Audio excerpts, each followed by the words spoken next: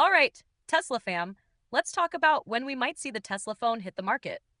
1. No official release date yet. As of now, Tesla hasn't officially confirmed a release date for their phone. There's been a lot of buzz and speculation, but no official announcements from Tesla itself. 2. Rumors and leaks.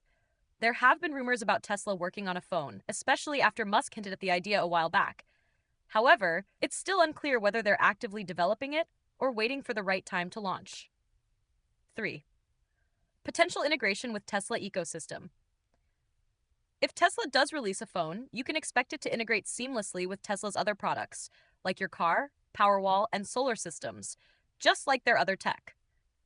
4. Keep an eye on announcements. Stay tuned to Tesla's official channels, social media, or their website for any updates on the Tesla phone's availability. Once a release date is confirmed, they'll likely make a big announcement. For now, the Tesla phone remains more of a potential than a reality, but we'll be watching closely for any updates. And be sure to check out the link in the description to find out ways to upgrade your ride even further.